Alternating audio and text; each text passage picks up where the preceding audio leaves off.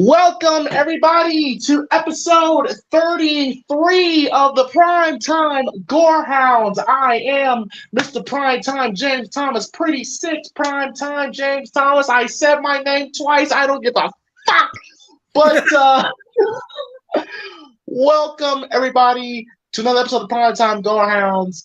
And tonight we're going to be watching Friday the 13th, Part 2, one of the best sequels in the franchise. It's my second favorite, starring Miss Amy Steele, who is in the running as my number one or number two favorite final girl in horror history. That's a bold statement, but goddammit, it is the truth. Yep. And I am with Paul, the Gorehound himself. Paul, how are you on this lovely, lovely Friday, in your case, night? Well, in my Friday evening, it's been pretty good. It's been a bit of an interesting week. Some of this I told you off the air. But, just been keeping going at it. We're now working on our pantomime project for this college that we're doing. It's going to be Jack and the Beanstalk. We're going to be touring this at schools, probably around December time. And I'm going to audition as the Giant because, let's face it, I'm big and ugly enough to play that part. So... The Giant. Are you gonna talk to Big Show about how to play the Giant? Because he played the Giant too. Yeah, good question. I might have to see if I can get him on speed dial. You know his number? Oh, I'll figure it out somewhere. But maybe, yeah. Well, I'm pretty sure if I could, talk to the right people, I'm pretty sure I can get his number. All right, fair enough. But yeah, Friday the 13th, Part 2. Like I said, it's one of my all-time favorite slasher films. And is highly considered to be one of the best sequels in the franchise. Paul, how are you feeling going into this movie? As you can see, I'm pretty excited about it. Well, yeah, I'm excited about it too, man, because it's been a minute since I've seen Friday the 13th Part 2. But I remember when I first saw this, because keep in mind, the first Friday the 13th movie I ever saw when I was a kid was Part 6. That was my introduction. After I did that, I started watching all the other sequels that came out around that time in that period when I was around. So Friday the 13th Part 2, I was pretty much entertained with when I saw it the first time. I liked how they presented this. And then, like I said, this is one of those rare examples where you have a pretty good, solid sequel after a pretty impressive debut of the first movie. And also, this is also the movie where Jason had his full introduction. I mean, we had a brief introduction with him at the end of the first movie, but this was his full introduction. This was Jason. This is where his legacy begins. Pretty much, yeah. And I remember his appearance when you see him with the Sackhead character, or Hillbilly Jason, as we're going to call him. Later on when I was watching it again, I couldn't help but compare it to, like, in terms of his appearance, his look with the potato sack mask reminded me of that other horror movie that came out back in the day. I think it was called The Town of Dread Sundown. Yes, and then they did that meta sequel as well recently. So I could tell they were pretty much inspired by that look to give Jason that look. And of course, solid casting as well. Amy Steele, probably one of the best final girls in there. It's an arguable point. And directed by Steve Miner, who he's done some pretty good horror movies in the past. I mean, he did this one. He did Friday the 13th Part 3 after this. He did Halloween H2O. He did House. House. Yeah, that was another good film. He also did that 2008 loose remake of Day of the Dead. I don't care what people say, but I actually enjoyed it. And of course, Lake Placid. Let's not forget that one. So pretty solid cast of people involved in making this. And of course, Harry Manfredini bringing on the damn kick-ass score as he's always done with this series. So you like Jason Sack? Well, I like it because it's different, but in terms of his iconic look, you got to go with the hockey mask. But I actually do like this his first appearance in this. Just me, though. You know what I'm saying? Paul, I hope you listen back to this show and realize what you've done. I know. Okay, cool. Okay, all right. Gotta have All a bit of right. fun. Come on, Hey, man. we're having fun. We're having fun, Michael. We're having fun. All right. All right. So right now I am like I'm about 4 seconds in. I'm at the old school Paramount sign with the mountains and the stars haven't shown up yet. But I'm looking at the mountains. Yep. So yeah, I'm watching this on um on the internet. Okay. Paul, how are you watching this? Blu-ray, man. I got the movie collection, as you know. I'm a collector. Great, really underrated film, by the way. Mm-hmm. All right. Well, we're 33 episodes in. Y'all should know how this goes. By the way, quick shout out to Philip, T85 Restored, and Castellar Garcia What's up, for guys? watching along with us. Hopefully, you guys are watching the movie along with us, and for the live archives. For the live viewers and the archive viewers, you can also watch it along with us as well while we listen to us talk shit and give analysts, and I can talk about how much I love Ginny Amy Steele, and so yeah, so 3, 2, 1, play, and when I say play, you press play again. 3, 2, 1, 3, 2, 1, play. When we say play, you press play. And as always, if you don't press play, you're going to end up with a machete in your face. Oh,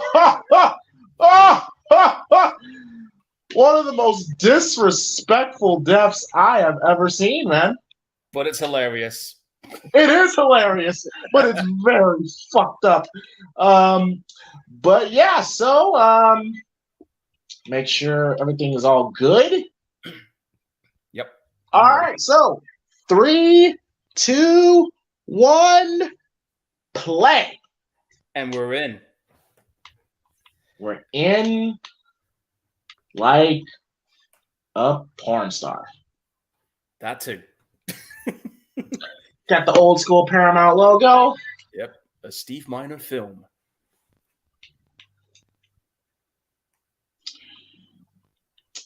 And we get to see the return of Alice. Alice, Adrienne King. Mm-hmm.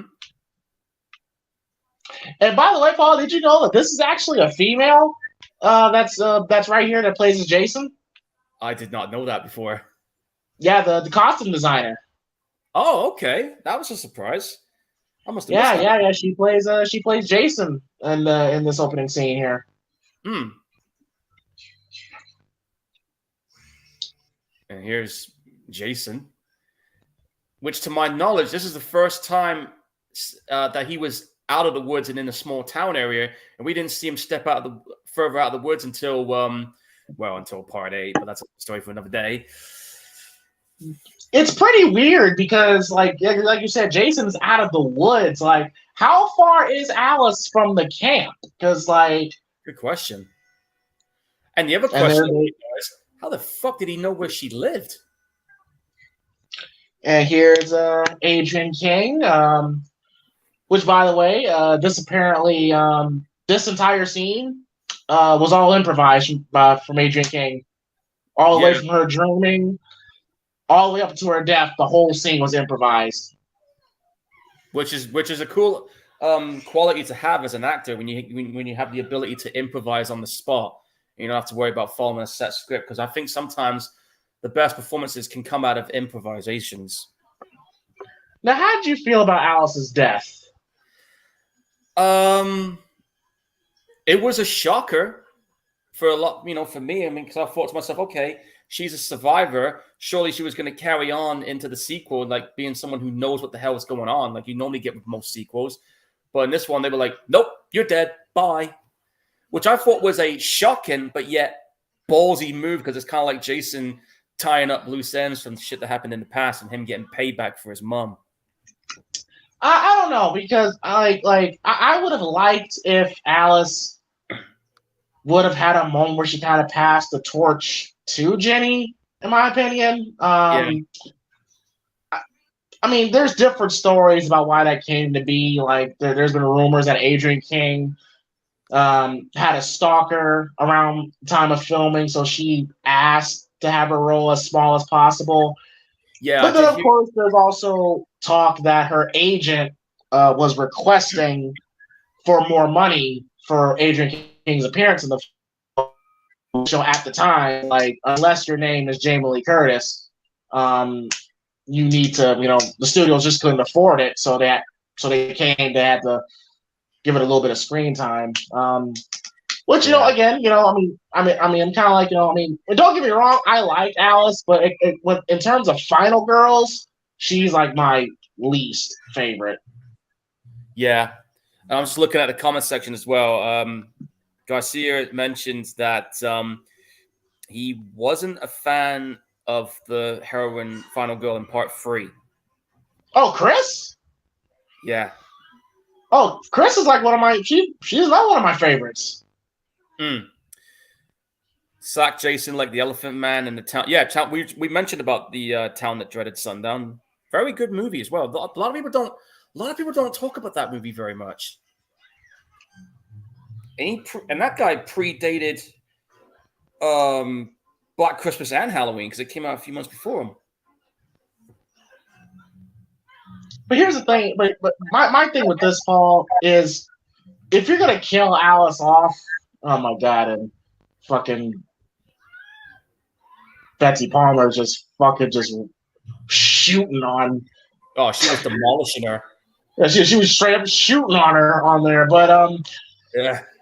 But I just kind of looked at it as kind of pointless, in my opinion, because really, Alice's death has no pretense, has no impact on the movie as it progresses. After she dies, it's like she never existed.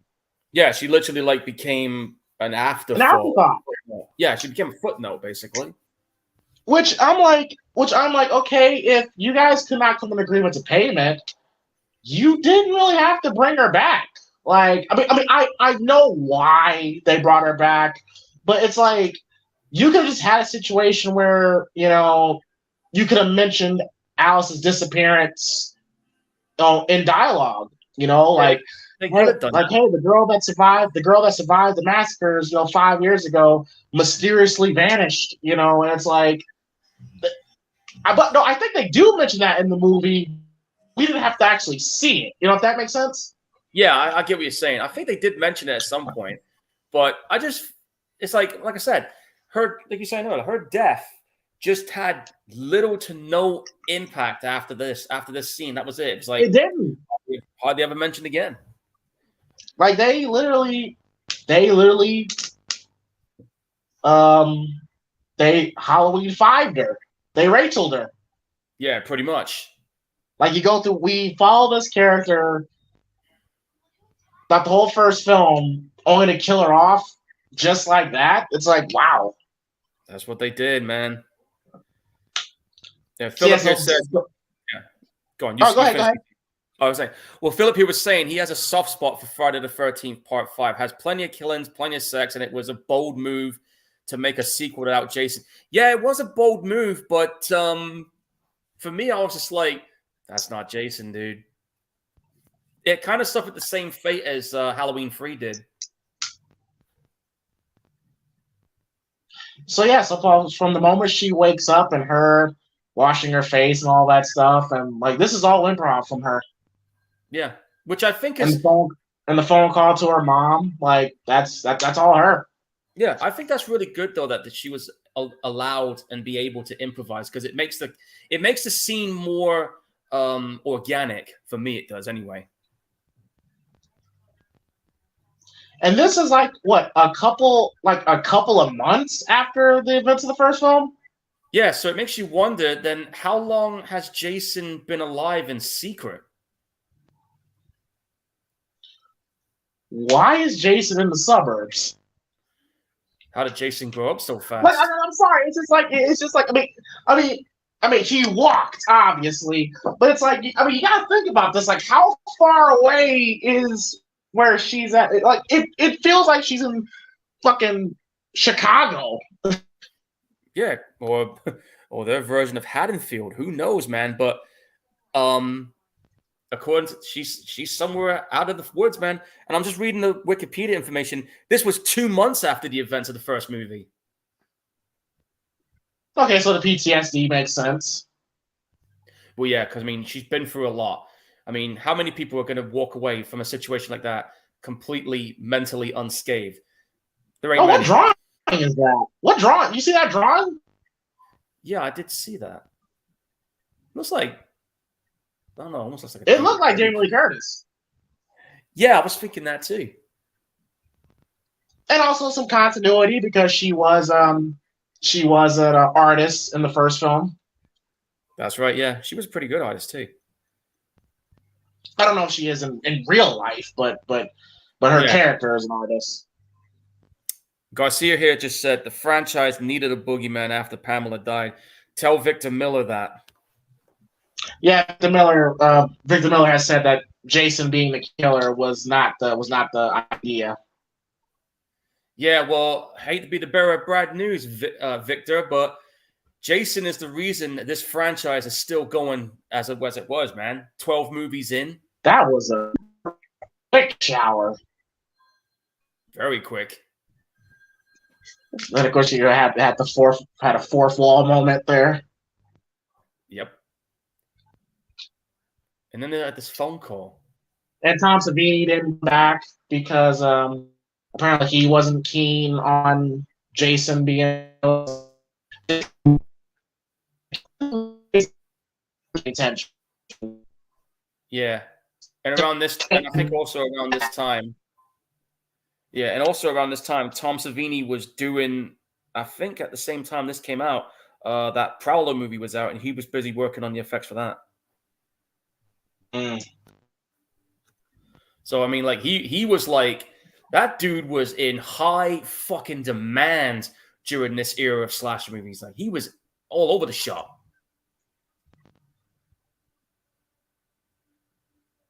Building tension right now.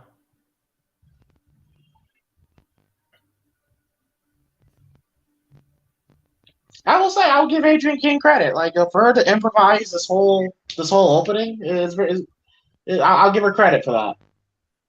Yeah, tells you she's got some really good qualities as an actress. I'm just seeing what she's doing right she now. Gets cat. Yeah. Kitty cat creeping around. So Jason, because we're gonna see Mrs. Voorhees' head in the refrigerator. Yeah. Jason carried that head for God knows how long. Puts it in the refrigerator. Has to carry it back to the camp. It's fucked up, but that was Jason's way of saying, "Hey, remember what you did?" But it's just kind of ridiculous when you think about it. I know. This is like one of those times where Jason was actually thinking about what he was going to do. You know, this was like a straight up. Do you think this is really Mrs. Voorhees' head? Because there's no way her head will be that decomposed in just 2 months. Or do you think it's just her imagination? It depends. It depends on the It depends on the elements and everything. Because if you see, if your severed body or your dead body is in certain elements in certain environments, they decompose either faster or slower. It depends on the. Ooh, that's nice. And yeah, ice pick in the fucking head. Damn. Well, I'm glad Jason didn't kill the cat. And then he just takes the kettle off. Okay. Jason was nice enough to take the kettle off. A little ha ha. And here we go.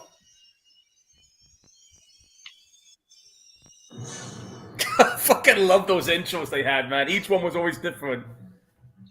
Oh, I gotta listen. Hang on, I gotta listen to the music. Give me a second, y'all. All right.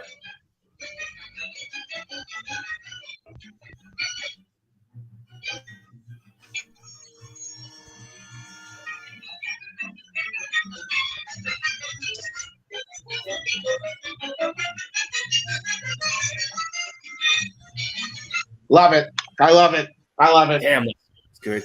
I'm just fishing through the comments of what everybody's saying so far. I'm going to get to some of you guys right now. T85 was saying that Part 2 is in his top 5 best Friday the 13th movies. For him, it will be Final Chapter's in at 1, Part 3 is in at 2, Part 2 is in at 3rd, the original's in at 4th, and 5th is Part 7 for him.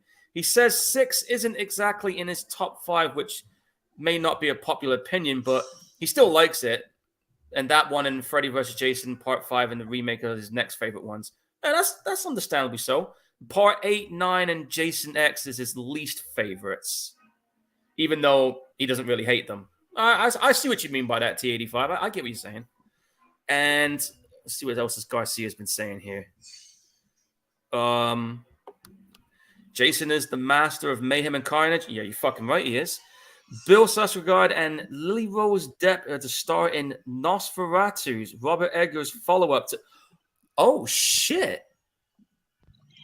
So he's doing Nosferatu. Okay. Yeah, I haven't seen that Northman movie yet. I've got it, but I haven't watched it yet. I haven't got around to it. I heard it's really good. Fucking brutal, too. That's a sweet pickup truck. Yeah, especially for the time it was set in. That's fucking gnarly. Wonder how much it took to build and restore that and keep it maintained. I bet that costs. I bet that shit is such a gas guzzler. And plus, too, like probably costs arm and a leg just to keep it maintained today. Oh yeah, definitely. That's like a vintage model right now. Oh look, payphones. What were those again? Different world, folks. I feel so sorry, because the girl here, Sandra, if you look on Google Images, look up like recent photos of her, like it breaks my heart because you could apparently, she kind of got into drugs, and she looks pretty rough nowadays. I mean, I don't know how she looks now because I think the photos are like pretty from 3-4 years ago, but it just breaks my heart, man. I'm gonna have a look right now. And she's a pretty girl. Like she was a pretty girl in this movie, man. And Jesus drugs, Christ. man. Yeah, you see it? I got a mugshot, yeah. Yeah, her mugshots, yeah. It breaks my heart, man. Dude, that's almost as bad as Sonny's. Fuck Sonny, by the way. Says here that she was picked up in Selma, Oregon for an outstanding warrant and a bond of $4,000 not too long ago. When was this posted? Hang on. This was 2014. That was the most recent I've seen so far. Let me see if I can find like a really recent one.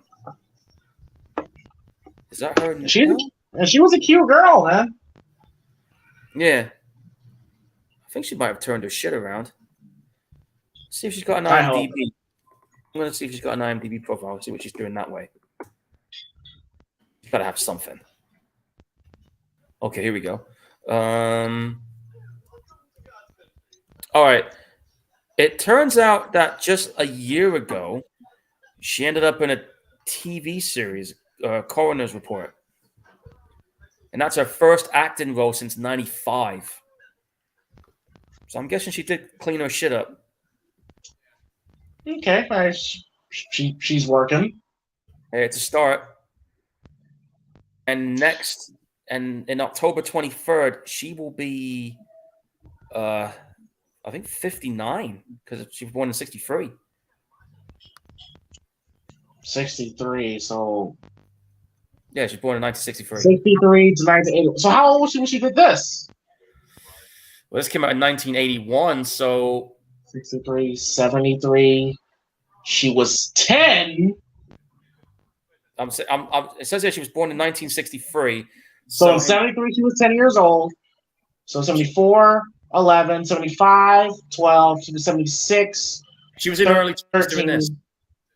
Early 20s? I'm guessing.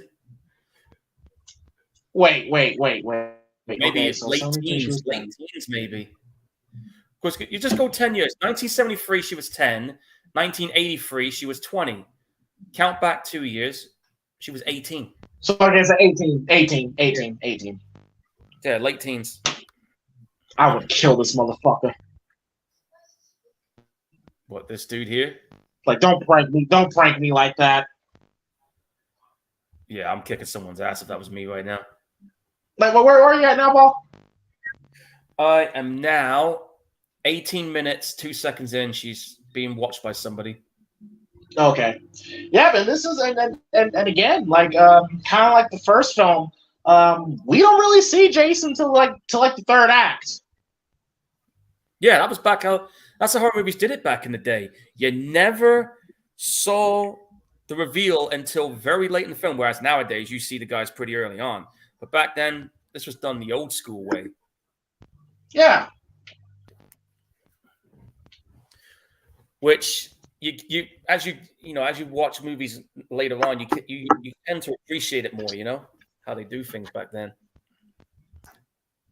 Because if you think back in the day, no one saw films like this before. These were like in their infancies back in the day. Now these movies are regarded as fucking classics for horror fans and moviegoers and whatnot. But back then, people didn't know what to make of them, especially the fucking critics, man.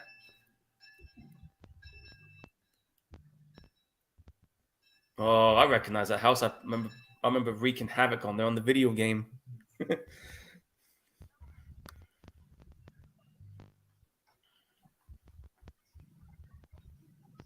And again, for folks who didn't know, man, 80s is such a different world. There's that dude in the wheelchair. Such a different world back then.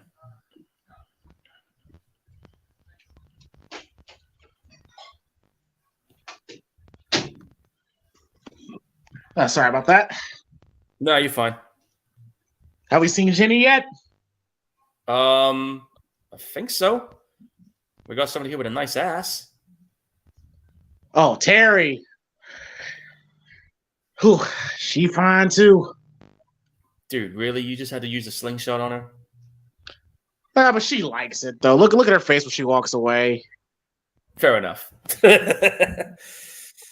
Friday 2 had a great campfire. Yeah. Friday 2 did have a really cool campfire moment.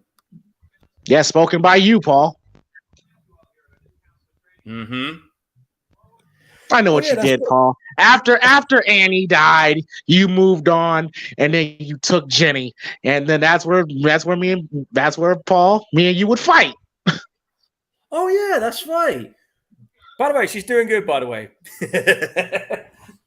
Fuck you. Hey, you don't want to remind me of the character's name in this film. I had to say something. Let me know when Jenny pulls up. All right, man. We've got a red Volkswagen showing up right now. That's her. Yep. And there's that. Hey, I know it's been one 2 of months. the. Are we still doomed? The greatest final girl of all time, arguably. Yeah. And there's been a lot of them, but this one's high up on that list. Dreamweaver. Here's Ginny. She's a good-looking woman, man. Oh, yeah, definitely. And even at 62, she's doing all right. And get this, she just recently reprised her role in a voice role of a fan-made Friday the 13th film called Jason Rising. Yeah, they said that they did ask Amy Steele to come back for part 3, but she turned it down, and she later said that she regretted that decision. Because I'm fully convinced, Paul, that Jenny was going to be the Laurie Strode of the franchise. I'm convinced she was going to be. Oh, I'm pretty sure she would have been. I don't know why she turned it down. That's just one of them. That's one of them things she's just going to have to live with for the rest of her days, knowing that, man, I could have had a mainstay in this. I mean, it's very obvious she was going to be a mainstay. Oh, yeah. She was going to be because nobody more than her. Hey, what's up, Lou?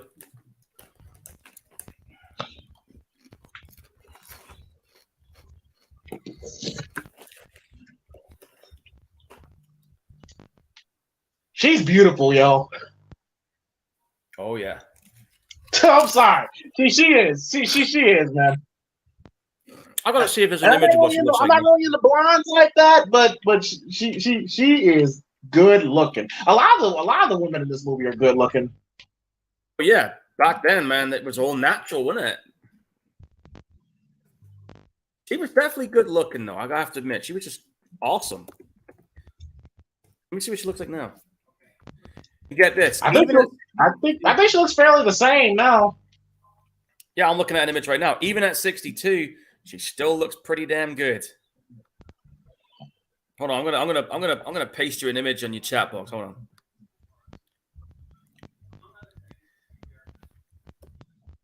There you go. That's her now.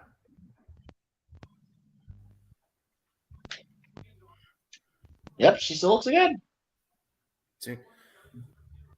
Lou's asking how we all doing. We're doing good. We're doing good. We're just chilling out, watching Friday the 13th Part 2, and having a good time with it. Chilling out, maxing, chilling all cool, and shooting some people outside school. Well, I don't know, maybe. But nah, man, it's just been a couple of guys that were up to no good. Started a little trouble in my neighborhood. Sorry. No, you're fine, man. You're fine. That car just backfired, and I'm like, it backfired on me like a fucking shit heap. See, that's why I love Jenny. She always has to have. That's my type of woman. Like, as soon as you try to get dominance on her, she'll get dominance right back. That's my type of woman. Yeah, she's just a naturally talented person too. She's very nice. And this is the campfire scene, which is a really, really good scene. Yeah, like I like how this actor told the story of Jason, and I love how it's no music; it's just the sound of the frogs in the wilderness and the campfire. Yeah. Really, really, really good scene. A little long, but really good scene. Yeah, and really also good performance by this actor. And also, you can, I guess, in a way, you can compare this campfire story to another movie that had a campfire story about their character, and that was The Burning. If you remember, have you ever seen that one? No. That's a really old one. Tom Savini did the makeup effects for that. Basically, it's a story about this caretaker who was like a drunken asshole called Cropsy. These kids at the camp, they play a prank on him, and it all goes horribly wrong, resulting in him being completely lit on fire. And 5 years later, he's gone back to get some payback with a pair of garden shears. And also, one of the other things you've got to note about it, but for better or for worse, it was actually one of the first films that was produced by that asswipe Harvey Weinstein. That was his first movie he produced. But it's a pretty good slasher film. Now, folks, if you want to know what Paul used to look like back in the day, there he is, right there. Yeah. Oh, you didn't tell me you had a preppy looking appearance back in the day. I don't. Yeah, I'm quite surprised I had a preppy looking appearance back then. Now I've got like long hair, beard, and tattoos, and into heavy metal music. Hey, people change, people evolve. Yeah, it's true. I was a different cat back then, dude. I mean, yeah, man. You had. I mean, hey, sorry about what happened to Annie, but you moved on, and you got Jenny. So, hey, you did well for yourself. Yeah, I guess I did.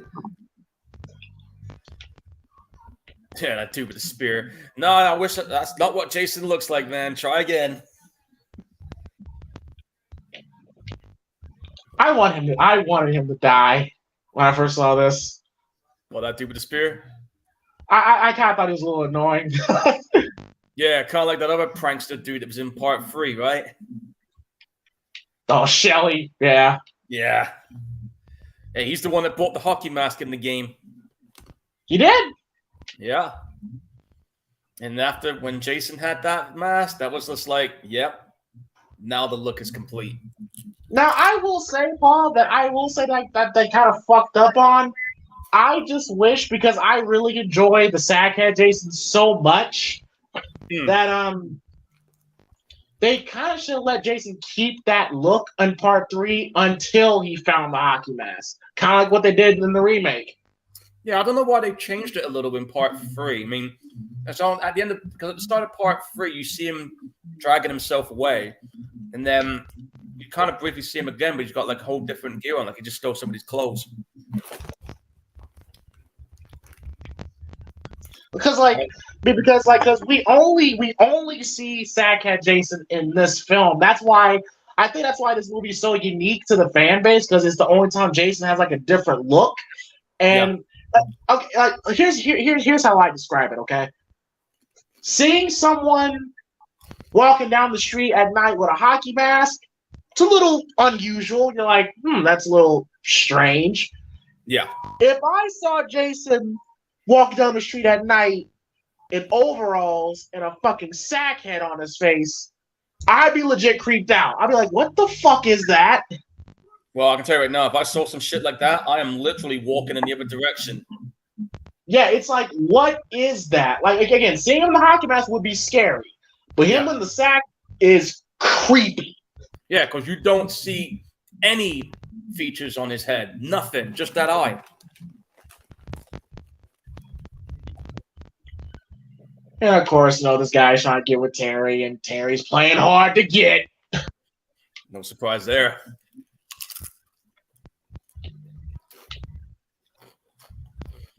Man. You get to see that Jenny is not just an airhead final girl. Like, she has a brain. Like, we just see her fucking beat Paul. No, she beat you in chess. Like she has a brain.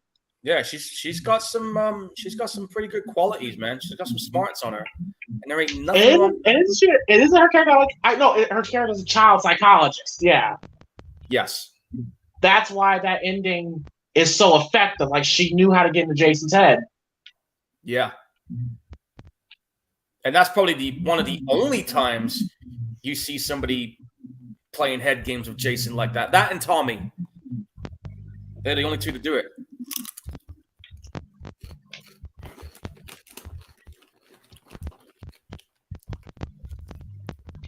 Where are you at now, Paul? So hang on. I am now 30 minutes, 4 seconds in. We just had a shadow walk past the house. 30 minutes of what? I'll pause it. Hang on. 30 minutes, 13 seconds. All right, give me a second. All right. This is when we see Jenny's sexy ass in a robe. Mm-hmm. Okay. Give me 1 second.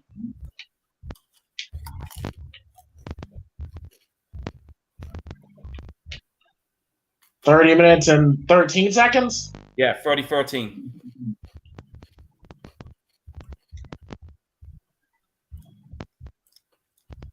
All right, I'm there. And she's outside looking? Yep, she's outside looking. Here we go.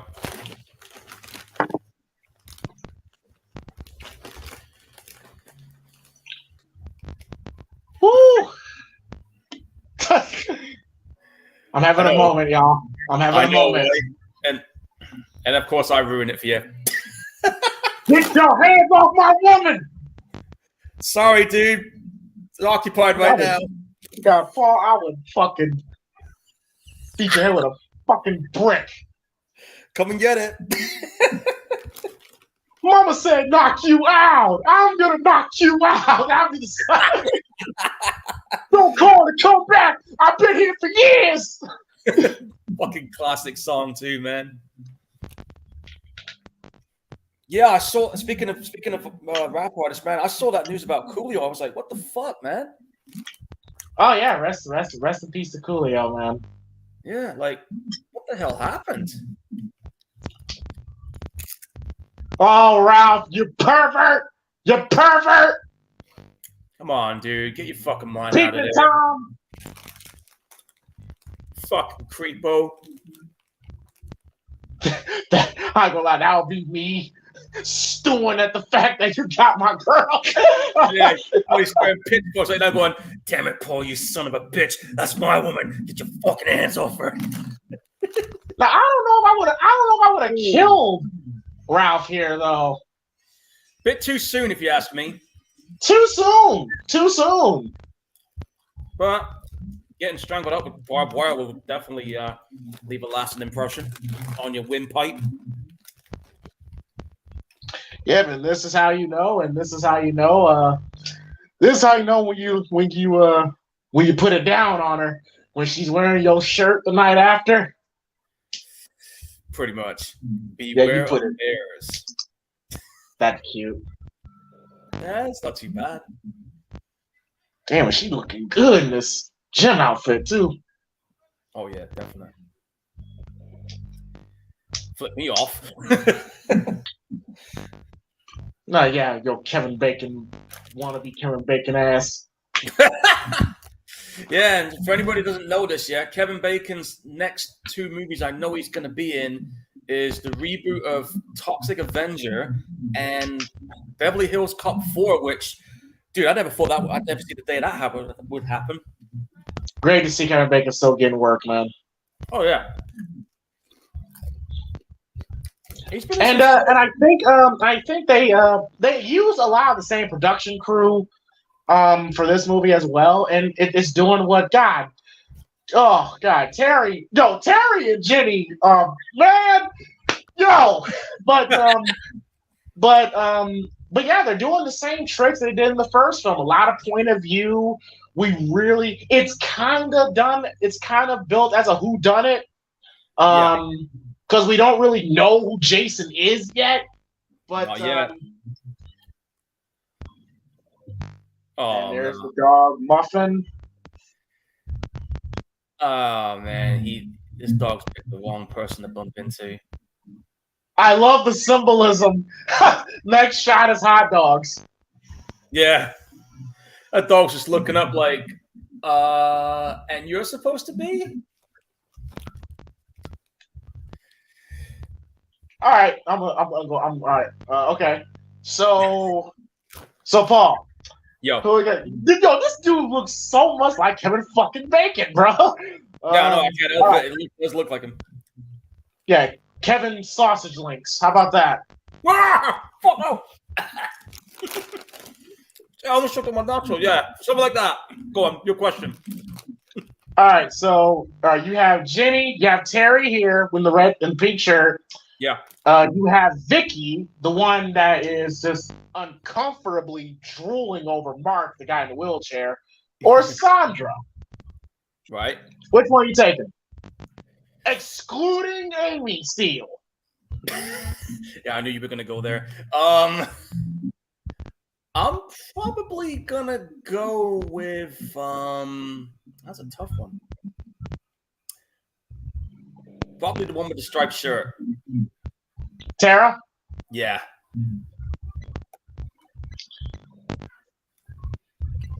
Yeah, it's so sad because, like I said, because Sandra here, she was a good-looking woman here, and see how it's so sad, man.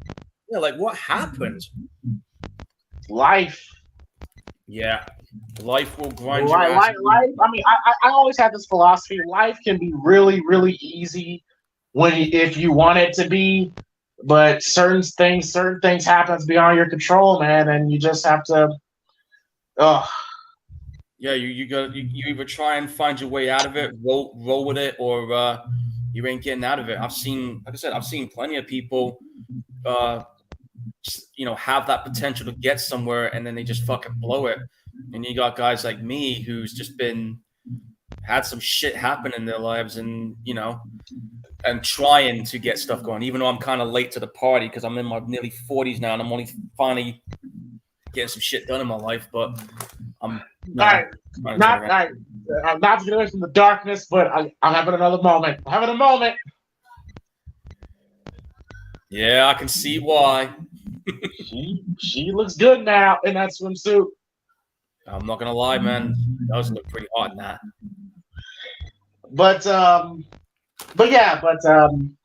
And when I first watched this film, I thought this was on Camp Crystal Lake, but it's on the same lake, but it's on another part of the land. Yeah, it's a different part of the land from what I understand. I'm just seeing where the filming locations are right now. It says here that it was filmed in Connecticut, I think. Yeah, principal photography started on the 3rd of October, finished in November 1980. It was primarily occurred in New Preston in Kent, Connecticut. And like I said, Tom Savini was asked to do the effects, but he decided not to because he was working on another project called Midnight at the time. And in Midnight, that's what he was working on, yeah. And in addition, he did not, he was not receptive of the idea of Jason being a killer. You pointed that out. So They tried to get Stan Winston to do it, but he had scheduling conflicts, so they ended up getting Carl Fullington to do it. And I thought the make effects, I thought it still worked. Yeah. I mean, it's a step down, obviously, because I mean, fucking Tom Savini is like cream of the crop. But I mean, for what they had, it still worked. I'm gonna put Stan Winston up there too. I mean, Stan Winston was accomplished as well. I mean, woo! Yeah. Fucking, he didn't just kill the dog. He fucking looked like he ripped it with his bare hands. And you thought Michael Myers hated dogs badly. Look what Jason did to that. No, he hates dogs. He hates dogs. Like, we never really seen Jason kill. That's the first and probably only dog we've seen him kill. Yeah, but you know, Michael would just choke him out. He just fucking tore that dog a new asshole. No, man, the amount of dogs that he would, like, he's killed dogs when he's had no reason to kill dogs. Yeah, because Michael Myers can be an asshole like that when it comes to. He can be a straight up dick. Yeah. Tell you no, Michael Myers did that to my dog. I'm fucking hunting his ass down.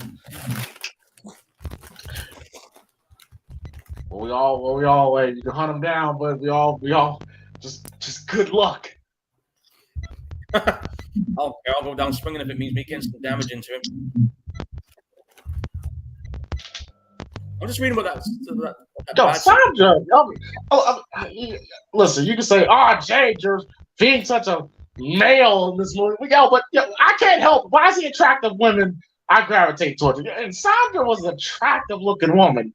She was. It's just a shame how certain things in life, took a turn, unfortunately. Yeah, she was with fucking Kevin Sausage Links. That's why her life turned shit.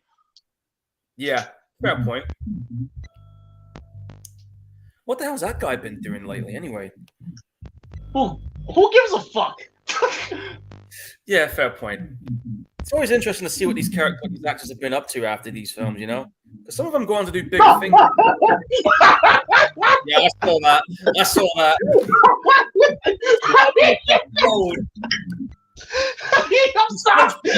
I forgot Jason did that.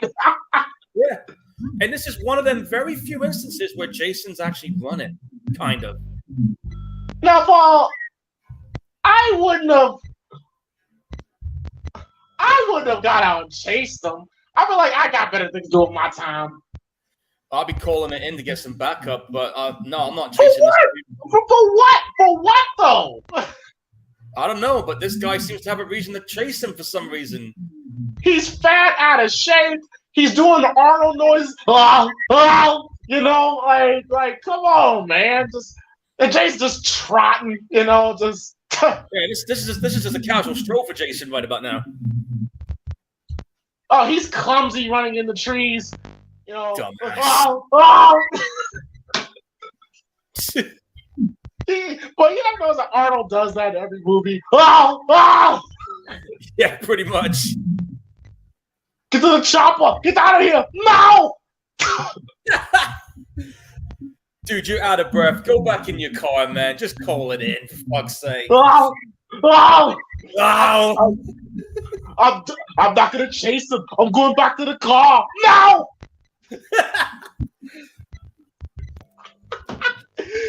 Oh God, I had a lot of sugar today, folks. Hey, there ain't nothing wrong with that. That's a shitty ass shack. And I've always wanted to see the origin of this story. Like when did Jason build this shack, or when did did him and his mom live in this shack, or I've always been wondering in the origin of this shack. Now that I think about it, I got a feeling that him and her and Jason lived there. I'm thinking so too.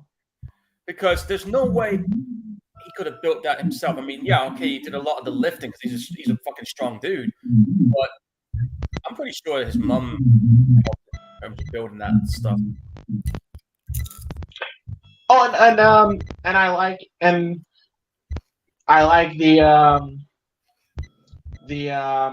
shitty ass toilet. Yeah, full of jizz looks like. But I always like this death compared to the Halloween 2 Mr. Garrett death. Oh yeah, Because here it's so much more quicker. With the Mr. Garrett death, if they drag that shit like 10 minutes. yeah. This guy just gets a straight up hammer in his head. And I also like how he opens the door and he was like, "What the fuck is this?" And we don't see it till the end of the movie. Yeah, and he's gonna have a really bad headache after that. Yeah, I always prefer how they did it here than Halloween 2. Because in Halloween 2, we just see him hit him with the hammer, then it just cuts. At least here, he like reacts to it. Yeah. The one thing I'll say though, when it comes to Halloween 2, that hammer shot to the head sounded sick. Bing! Yeah, like just nasty sounding.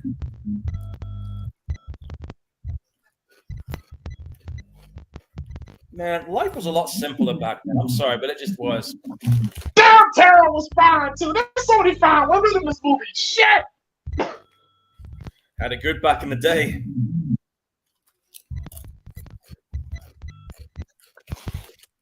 How much of this movie? I always liked that. I always liked this character, Mark, in the wheelchair. Yeah. You feel sorry for him as well, especially what happens later on, you know. And apparently, you know, and apparently, apparently the girl like legit had a crush on the actor too. But apparently he turned out to be gay. I think he died of AIDS in the mid-90s. Oh damn, that sucks. What's his character's name again? I think it's Mark. Mark, right? Hang on. Yeah, Thomas. She is so uncomfortably all over him though. Like Jesus. Yeah, it turned out. I always like the shot of him walking in front of the cabin, his shadow. Yeah. Very creepy moment. He died in 1995. He was 42 when it happened. Yeah. Man, that's I mean, so McBride was an openly gay man. He died in 95 due to complications. Yeah, AIDS fucked up thing back then, dude. Hey, we got to think about this like in the 80s, 70s, and 80s, everybody was fucking everybody wrong. It wasn't until the 90s when AIDS was like a big thing. Yeah. Now it's a lot more. Yo, Tara's body's crazy. Her body's crazy. She is like smoking asphalt. Like she's probably one of those stepmasters, like those stepmaster type bitches. Okay, Paul. Okay, just be honest. Be honest. Okay. What? Have you ever skinny dipped? Done a lot of wild swimming. Yeah. You have? Yeah, I've done it. I've never done it. The only time I would have done it, I just never saw the appeal because she's about to go skinny dipping here, ass naked. No, I've done it. It's not too bad. And also, what I love here, kind of like in the first film, oh shit. Ooh. Apologies, folks, but right now we're having a moment. We're having a moment. We are digesting the beauty of one's body. Respectfully. Yep. Very good body. I love how our hair's slipped back. Can't be back from the water yet. But yeah, what I love about this film is that just like in the first film, it's all natural. Right? It's like look how dark it is in the background. Yeah, you can't even see what's even back there. You just see what's in front of you, and that's it. Yeah, that's how it be. I mean, that's how it be, man. Yeah, that's natural. That is natural dark effect right there. I mean, most films nowadays you got that like backlit area, and you can see everything lit up. Whereas back then, you just use natural light, whatever's out there, and that's what made it more effective. Ready, yo. She is ready. Oh yeah. But I always, with Vicky and Mark here, I always Part of me kind of wanted them to survive because they were a really cute couple. Yeah, it's they were so cute, man. I would have thought they would have survived, but I guess you can't. But and I get why. But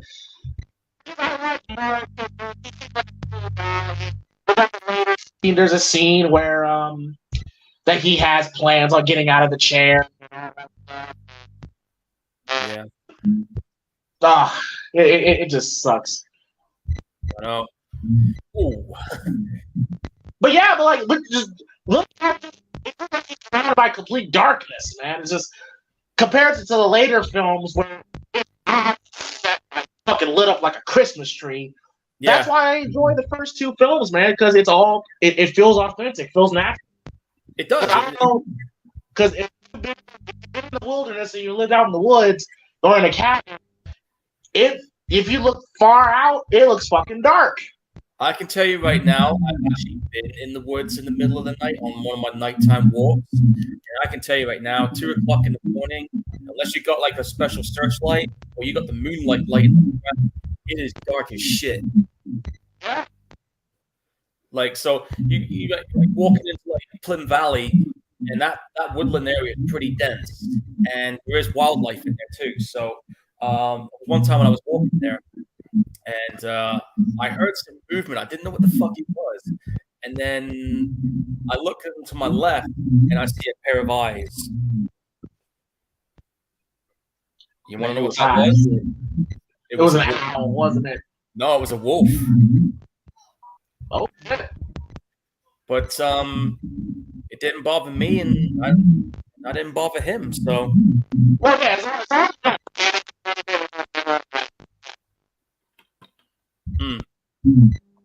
This guy just got strung up upside down right now. Paul and his wilderness bullshit. Yeah, man. I said I've been in those places at night. Look, she bad, yo. She bad. She bad. She bad. She is bad. Yeah. I would. Oh man, I would. Hey James, I think it sounds a bit crackling. You might want to fix it. I can still hear you good. It's just a bit crackly. That's all.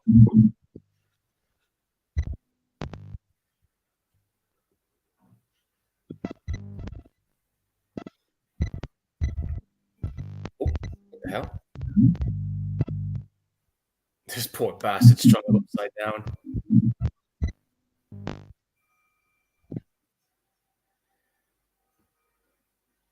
Well, unfortunately for this dude here hanging upside down, ladies and gentlemen, his bad day is about to get a hell of a lot worse.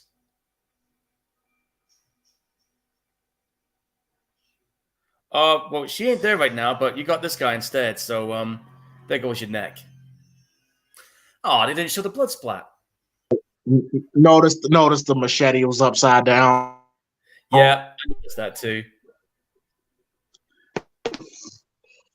Thank God this was filmed in '81, because that happened today, would have been crucified as a filmmaker. People would have fucking called his ass out. They'd be like, "You had one fucking job and you fucked it up. You fucking can't make it." Sorry, girl, but you're a bit too late. Oh God! Oh, and boy. Then.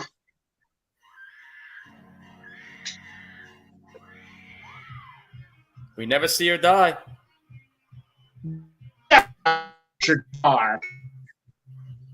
But we know she got fucking done over by Jason.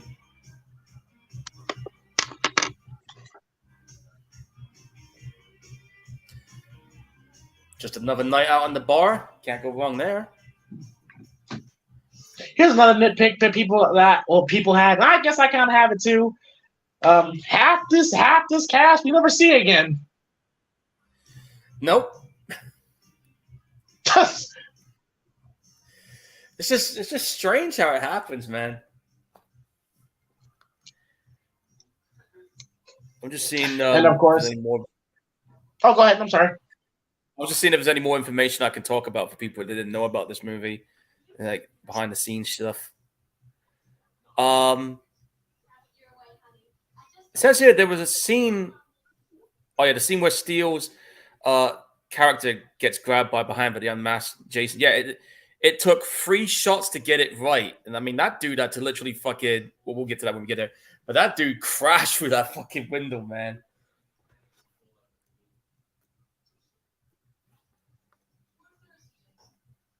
And this is Jenny and her child psychologist. She puts her child psychologist hat on and starts breaking down Jason. Yeah. Yeah, there's a word. There's a word that if you try to say that now in this day and age, you get a lot of shit for it.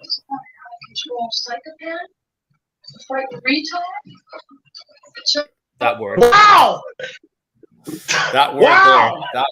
That one, folks. But yeah, the guy that played Jason in part 2, unfortunately, he passed away 4 years ago from diabetes. Yeah, only made him when he crashed through the window. Yeah. Oh, and by the way, the last movie William Gillette did Tony Moran and saying, "Oh, I'm the first Jason." Like, motherfucker, no, you weren't. Nah. But I will say this: the last movie that I saw this guy in was actually a fan-made Friday the 13th one called Vengeance. Which, if you guys have not seen that, you need to, because it's a direct follow-up to part 6, and it's actually quite good. They got quite a few guys that was in part 6 back in that. I mean, they even had the guy who directed it having like a cameo appearance in it. And even CJ Graham was in that one too, playing as, you ready for this? Playing as Jason's father. It's very interesting how they did that. And they got a sequel coming out, I think it's out either this month or next month. I mean, the first movie is like free to watch on YouTube.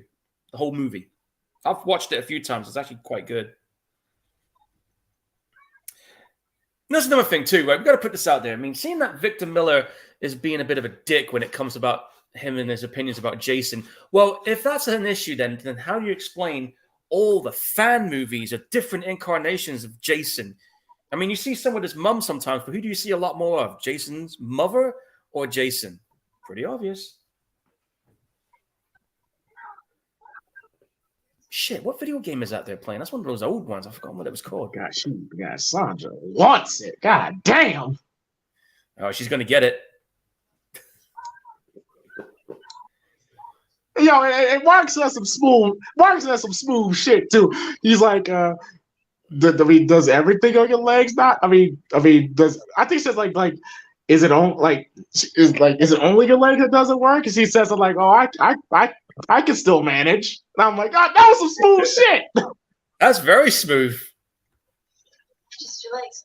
Is everything else okay? I mean, the character knows the situation he's in when it comes to his wheelchair disabilities, but he's not letting that. He's not letting that get in the way of him having a good time. Yeah. Oh yeah, he says, oh, I do all right one way or another. I'm like, okay, all right, there you go. Exactly. And there's the Kevin Bacon wannabe playing the damn harmonica. What the fuck is he doing? Just get on with it. Don't fucking serenade her, but just fuck her. Yeah, like, come on, man. We got to get this done. Come on, man. Come get on with it, man.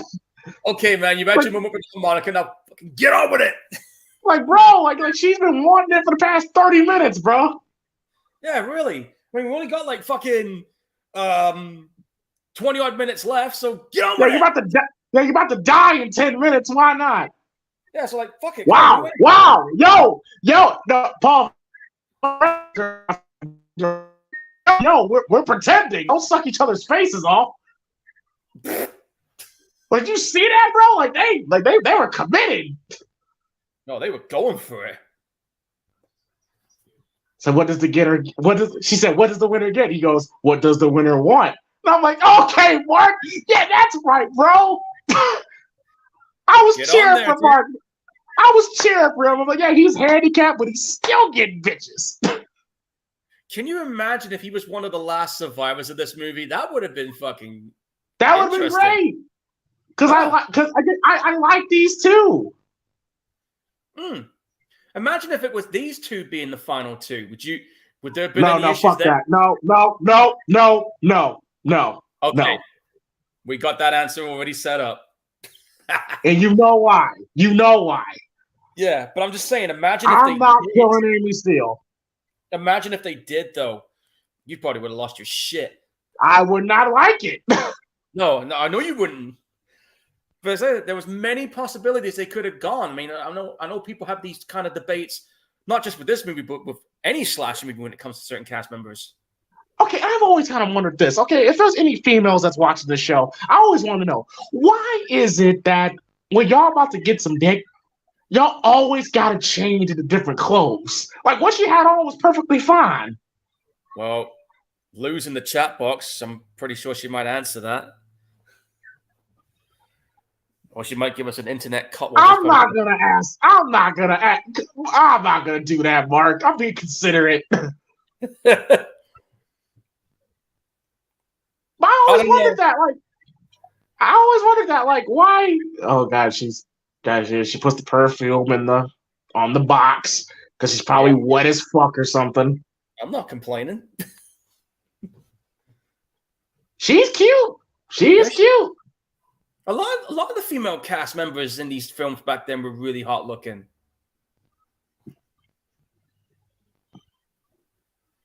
That was one of the things about these movies. Yeah, but I'm like, she didn't even shower. Like, are you gonna? You didn't have to put the cologne in there. You could have just showered, baby girl. She could have, but she ain't waiting. Yeah, you're right. She ain't waiting. Yeah.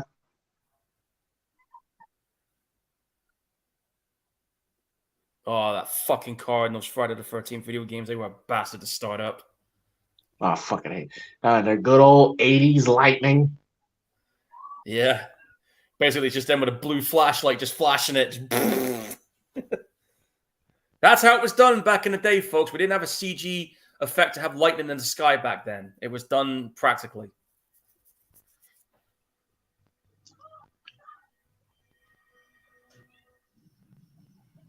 But yeah, man, I just never understood why women do that. Like, let me put on something a little bit more comfortable. Like, no, like, let's go now. It's one of them life mysteries, dude. Well, here's Mark again. Yeah, it's absolutely pissing down now. But that's the way, but for Mark, man, I'm just like, yo, Mark, like, I would high five Mark. Like, man, clearly she doesn't care that you're crippled and all that stuff. She loves you for you, and you still getting some ass, man. Even though I was a cripple, man. Salute to you, bro. Yeah, I mean, this dude, like, he wasn't, like I said, he wasn't gonna let any of his disabilities get in the way of what he wants to do in life. And he did say, he said he was working on getting out of the chair. He didn't plan on it. So he had goals, ambitions, and clearly he was an athlete. So, like. But unfortunately, Jason had other ideas. And all the time I thought he really was, like, confined to a wheelchair. But no, like, that was just.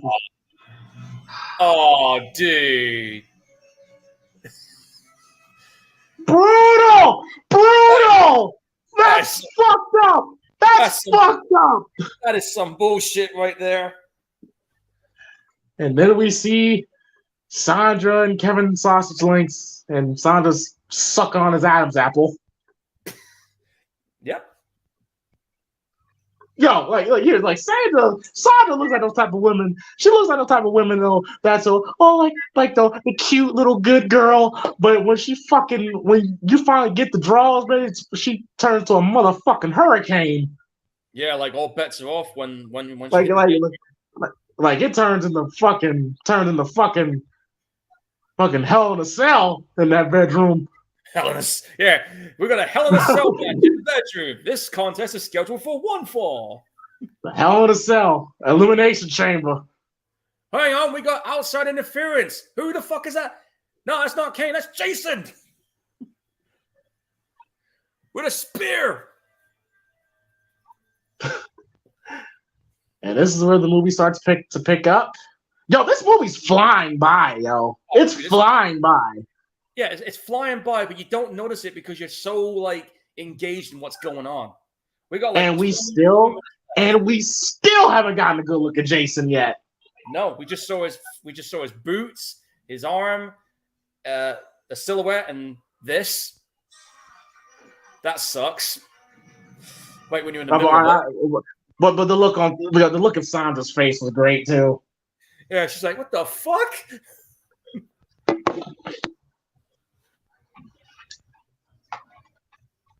Well, Lou left a comment in there about the question we were asking earlier.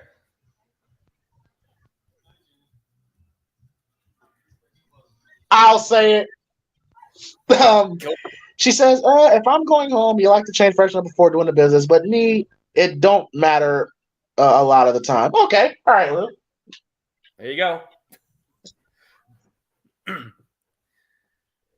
But oh, go ahead. I'm sorry. That snobbish guy that was in there, the one that stole the truck in the first movie, did he get killed in this movie, or was he one of those that Unfortunately, no, he doesn't. He doesn't. Oh, he was smart then. Yeah, apparently I think he was talking about he was going to go to another bar after that. Yeah, he had the smart move. He went ahead and went to another bar. At least he survived this movie, bastard. Fuck him. Yeah, really. Like there was like a black guy that I saw, like an Asian woman. Like more people just disappeared after this. A lot of them did, yeah. I just never understood. I just, oh God, oh Vicky, I'm sorry, baby. Yeah, Mark can't answer you right now because he's currently somewhere down the bottom of the stairs with a machete sticking out of his face. Well, it's true. Bro, I just love his depth. You know, when he gets hit, you just hear when he gets hit, he just goes, Yeah, you got the whole sound, you got the whole echoing sound effect, which you normally hear in those martial arts movies. Like, dude, really? And then you got this here where Jason is actually laying and waiting for someone, which is a rare thing that he does. Yo, this look of Jason is it's still one of the most scariest. Oh yeah, definite. It's a scary looking. He looks very fucking scary. Yeah. Like I always tell people, like if you want to see Jason at his most scariest, 2, 3, and 4. Oh yeah, definitely. Especially for me, especially the fourth one. He was a fucking savage in that one. And I love how her Vicky's death is kind of like Hitchcock, you know, with the knife, and you see him slowly walking to her and stuff. It definitely had that psycho vibe to it, yeah. But yeah, like I said, but this movie it has a really good pace. It's just flying right by. There's no fat to it. There's no filler. It's just going straight to the point. Yeah, just going straight in there. Like, here's what it is, down and dirty, take it or leave it. Yeah. Which I wish, some movies I wish some movies did that. Halloween Kills. We'll get to that at some point. And yes, folks, I did see the Halloween Ends trailer. I'm not going to go into details, but I will say, from what I've seen, a couple of interesting discoveries I made on there. I don't watch trailers anymore. You know me. I'm curious, and it always kills me sometimes. Well, you know what they say? Yeah, it does. It kills the cat every time. Yep. Do I regret seeing it? Fuck no. But I'm just saying it's got me more interested to see what's going to happen. I don't know why. I don't know why. I have this tendency to just see what trailers offer. I don't know why. I'm just a fucking curiosity in mind, man. God damn it. Oh, where are you at now? Oh, shit. Hang on. I'll pause it. Hang on. Wait. Paused it at 1 hour, 7 minutes, 2 seconds. Okay, give me a second. All right. Yeah, Jenny and Jenny, you and Jenny showed up. We see a bloody bed. Yes. A bloody bed. Yeah. At 1 minute, 7 seconds. 1 minute, 7 minutes, 2 seconds. Oh, 1 hour, 7 minutes, 2 seconds. 2 seconds. Okay, I'm at 1 hour, 7 minutes, and 13 seconds. Oh, you're ahead of me. Shit, I need to fast forward. Let me know when you get there. All right, hang on. 3, 4, 5, 6, 7, 8, 9, 10, 11, 12. Go. They're going downstairs. Jenny's going upstairs. She finds the mask, and Paul says, "These kids both better dope than I do," which is funny. Dude's going downstairs. He's got a flashlight. I'm at the part where they find the bed. Oh shit! What is it about our regional differences? All right, I'll tell you what. I'll pause it. I'm at the bit where they're downstairs. Are you Britons and you're streaming? Dude, it's a fucking time zone difference. What can I say? I'm at the bit where Jenny's just finished looking out the window. Looking out the window. Okay, Jenny, my baby girl, looking out the window. Yeah, and it shows Paul, and then Jenny's about to look again. Okay, I'm ahead. I'm on you now. Okay, all right. I'm at where they're both walking down the stairs, and you got the flashlight. Yeah. Hang on. Let me just pause it so I know you're synced up. Is that the scene where there's a window?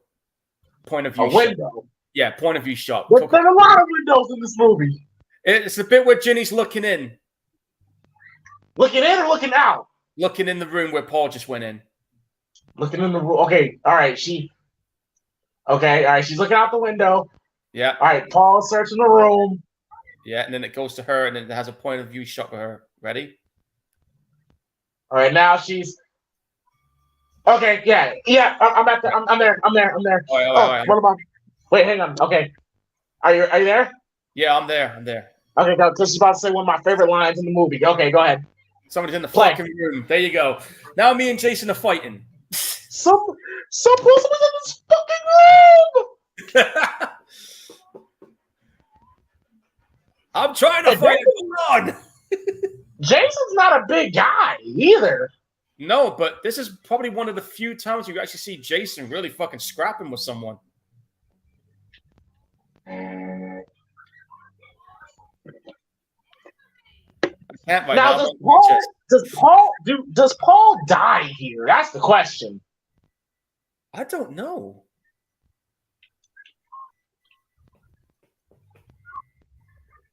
Because we see him helping her at the end, and then he crashes through the window, and we never see him again after that. We never even see the dog again after that. Now, this is one of the best chase scenes in the franchise. Yeah, she's in the bathroom right now, and he's about to. She's like very cautious right now. It's a psychological game where they're basically trying to one up each other. Like I love this chase scene so much. Ooh. Woo! I love that. He's like, "Come here." It's a really good cat and mouse game going on right now. And the music by Harry Manfredini is fucking great. Oh, dude, he's basically the musical soul of this franchise. Agreed.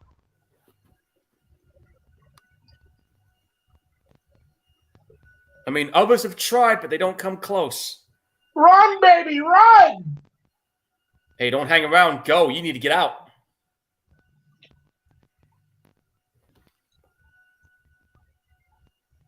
I know you got a knife and all, but that's not going to be enough with this dude.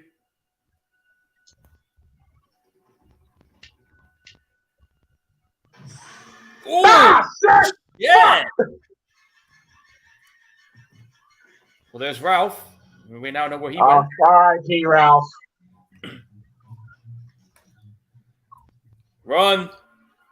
And what I love that it's a stereotype that the car doesn't work, but it established early in the movie that she has her car doesn't start. So I like that they established that early. Yeah, it's a good thing they did that. Because it just seems convenient when you watch other movies. These cars that are working perfectly fine, and then all of a sudden they break down at the worst fucking time possible.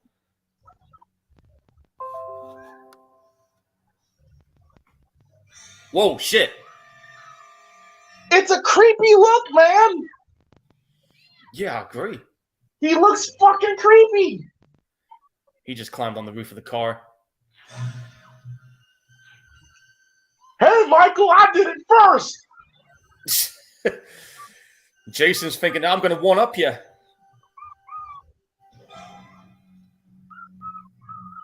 And this whole chase scene is just them trying to trick each other. Like it's a well-written chase scene.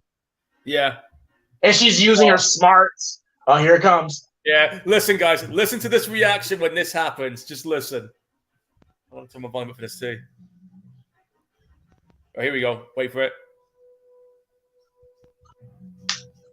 Any second now.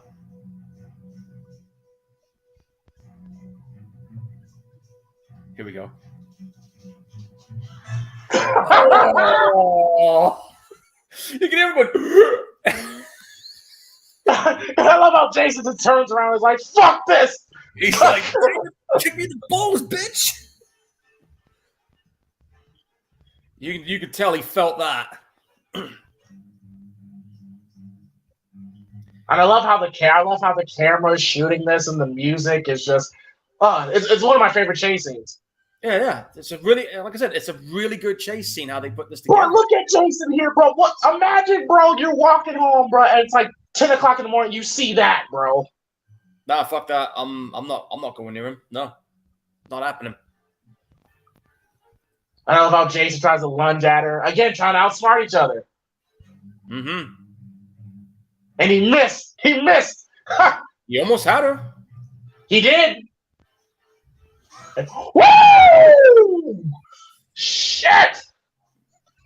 And look how dark it. And look how dark it looks too, Paul. Yeah, very. It's like that's what natural moonlight looks like, guys. As long as it ain't cloudy, you're good. If it's like that, you're all right. But if it's cloudy, you're gonna have problems seeing where your hell fucking going. Believe me, I know. Done it. And don't you just love the trippy, the trippy music that plays here?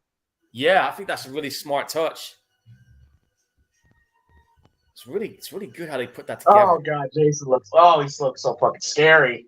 And again, this is one of those few movies where he's actually running. Because keep in mind, folks, he was still human here. Yeah, he's still technically human, yeah. Yeah.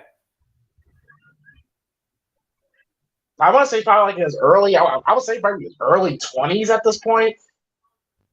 Probably, yeah, about early 20s, late 20s, early 30s probably, I think.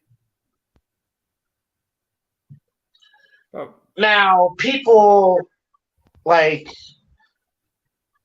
of make fun at my girl here for pissing on herself. I'm like, that's a legit fucking reaction. Hey, like, she's so scared. She's so scared. She pees on herself. A lot of people say it was the rat. I never interpreted that was the rat peeing. I always thought that was Jenny. Nah, she was legit like terrified because let's face it, she made one sound. How's she gonna get out? It's game over. That's a big ass rat too. I've seen bigger. You visited New York? No, you should see the one that was in my old place. Right? We had this one rat, and he was almost as big as my cat. Oh, how they just turned back like that? Yeah, it's like, oh yeah, so you're there. Yeah, but this kind of shows that Jason's not exactly the sharpest knife in the toolbox. No, definitely not. He was, but like I said, this was him in his formative years when he was just starting to try this shit. You fucking idiot! You fucking idiot! That's such a rookie mistake. You fucking idiot! Oh, and you can tell he did not like that. He did not like that. Jason was scared shitless. He was scared shitless of that chainsaw. Yeah, like, if this was zombie Jason, he'd be like, "Get that chainsaw out of my face." He was Jenny with the chair shot. Yeah, You heard Jason when he got hit. He's like, he got busted.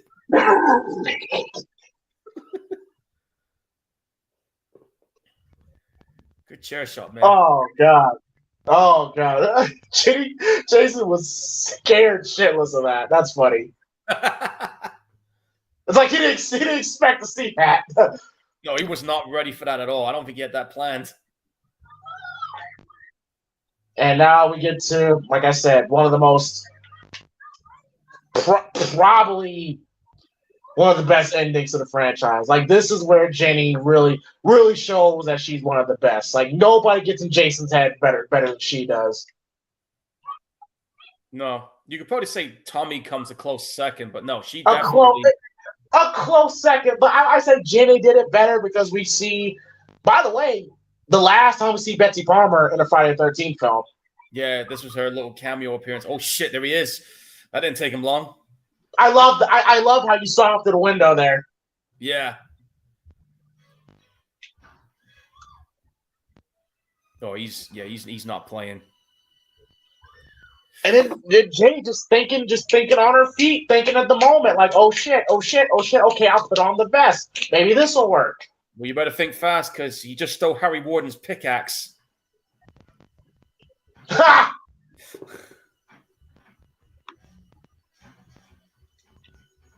And there's the machete, which will. And later... I think Alice's body is in that shack too.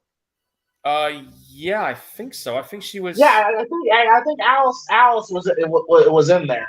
I saw her. I think she was in the middle because I saw the other one on the left, and then you had the dead sheriff on the other side of the table. Right. I think she was in the middle part. Yeah.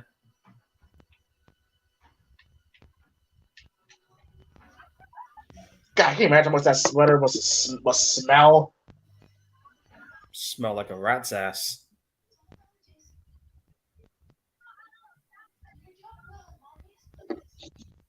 I love this. Yeah, he's playing games. She's playing games with him. And it's working. It is. And it really, this is probably the most in-depth we see Jason because it shows how much his mother meant to him. It was his world, man. Like think about this. Like Jason, Lloyd, probably all his life, and his mom was the only person that cared and loved him. And when she's taken away, that just sends Jason over the edge. He had her on a pedestal. Yeah. Like he really did love her to bits because she was the only one that gave a damn. Nice to see Betsy Palmer come back. Yeah. That is so fucking creepy the way he's looking at her. It's just that one eye, that's the only thing you see of him.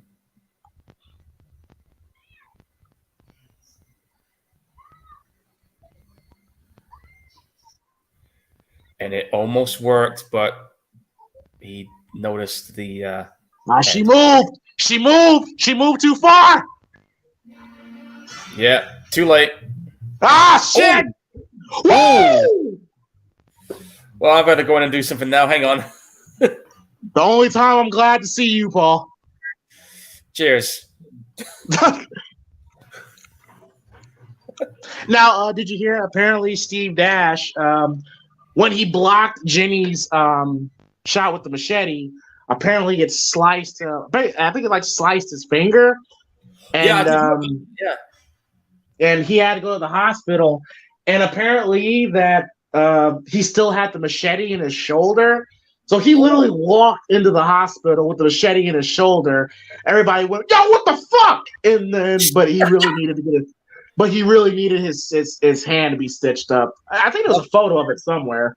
I bet that was one hell of a fucking story he had to tell there. And mimicking the first film there. Mm-hmm. And Jenny kills him. Jenny delivers the final blow. Yeah, and it's what's amazing, right, is that in part 3, he recovered pretty damn quick. Too quick, but yeah, very quick. And another thing we got to point out also, guys, Jason had hair in this one. He did have hair. That's what I kind of like about part 3. They just completely changed his look. Yeah, he shaved all his hair off and everything. Shaved all his hair off, and all of a sudden he's the fucking size. He's like fucking 6'3". When in part 2 he looked the same size as Michael Myers, like 5'10". Yeah, about roughly my height. Yeah, like Jason is he's not like a big dude. No. Until he just later became that. He just became this big, like, massive, like, Hulk-like motherfucker, you know? Yeah, built like a linebacker. Where on this one, he was just, like, average sized. But he was still formidable. And to me, I think that's the most scary when the killers are average sized people. Yeah, because you never know what they're capable of. Next we're about to get the shot here of Amy Steele with the pitchfork. The iconic shot, yeah.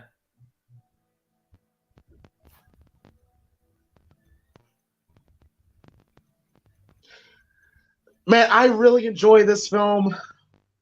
But I will say it's not perfect. I will say where they fucked up was the last 5 minutes.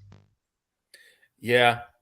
Because you're like, where is Paul? What happened to Paul? We see the dog Muppet again.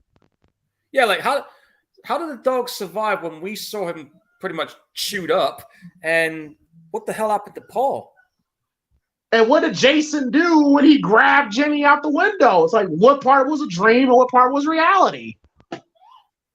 Very phantasm-like. Yeah, like that's the movie's clicking on all cylinders, but it's that last 5 minutes where you're like, what? It's almost like they literally ran out of ideas towards the end. They just wanted to try and recapture that same ending vibe that part 1 had, but it didn't quite match up. Yeah, something tells me they just think that that they rushed it. I like you said, I think they were probably like close to the deadline, and they probably had to finish filming quick. Yeah, they only had a month to film this, you know. Yeah, and I think the budget was like, I want to say like maybe 12 million that they had. 1.25 million. That was the budget. No, 12 million. I think was what it grossed in the box office. It made 21 million at the box office. 21 million. Yeah, man. These movies. I mean, these movies were. My God, they were bringing in buckets of money. Like they said, okay, let's just make a movie about a serial killer killing kids one by one. We get some hot girls, get some hot guys. Doesn't have to make sense. And then there has to be a scene with some titties in there. Look at this look that he had. I wish he kept that look. It's a really good look. But like I said, he was still human here. But I do like it. It's like one half of his fucking head is fine and the other isn't. Look at that. It kind of reminds me of the Wrong Turn. Yeah. Wrong Turn. People can say what they want about the Wrong Turn movies. I fucking enjoyed them. I thought they were fun. The first movie's good. The first 2 movies, I would say, is good. And a lot of people will tell you part 2 was the best sequel out of all of them. Oh, and don't get me started on that recent one they did. That recent one was... They changed everything. Ruined it. Yeah. And sadly, this is the last time we see Amy Steele. Yeah. And again, where the fuck was Paul? Where's Paul? Where's Jason? Like why didn't Jason kill her? There, it's just like, God, you could, There's an ugly ass head. Hear what the original ending was gonna be? What was it?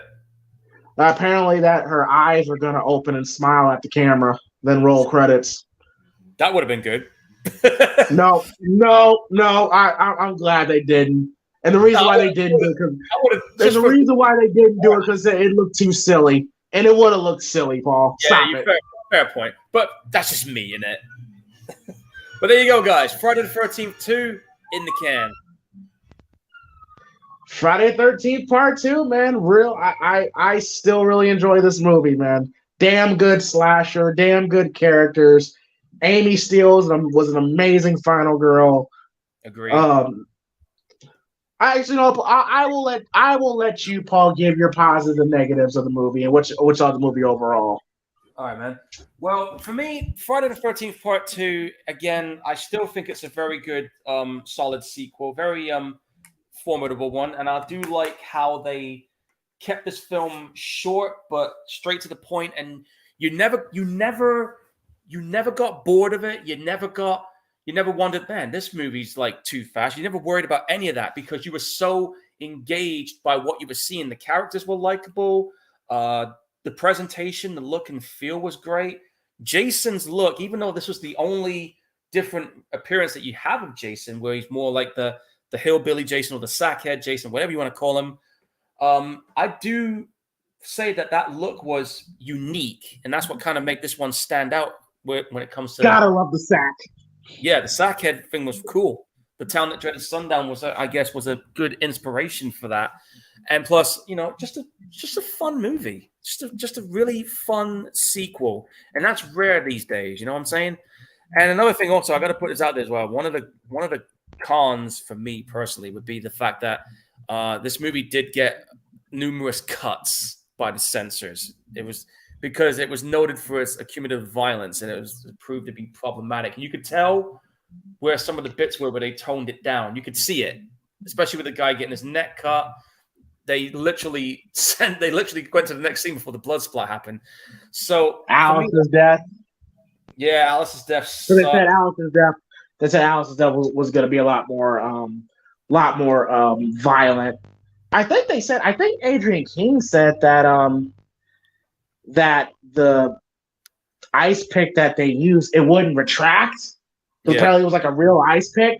Oh, and shit. Yeah, so it wouldn't retract. That's why it cut immediately when he goes to penetrate her. Well, I'm not surprised. With the ice pick. Fucking ice pick, man. Damn. That would have been bad if it went all the way in. But yeah, I mean, like, I think the only con for me, with the exception of the lack of gore, because of the censors, fuck them.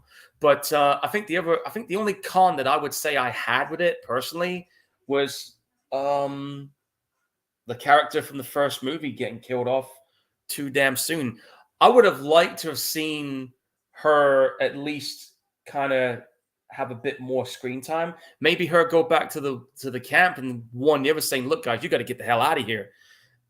And maybe she, try and help them get out, then get killed. If you're going to kill her off, you should have had her getting killed off trying to fight Jason. Maybe you could have done that. Or you could have a situation where, let's say, her and Jenny are friends, and Jenny's the one that encourages her to come down to the camp, and she's like hesitant about it, but then she, her and Jenny fights to save Jason, and she dies protecting Jenny.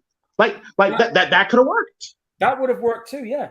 They could have made that character's return a lot more meaningful than what it was. But again, I think it was due because of the agent asking too much money, or probably that she wanted to move on to other things because of that stalker that you were saying about earlier. A couple of reasons why it never materialized in that way.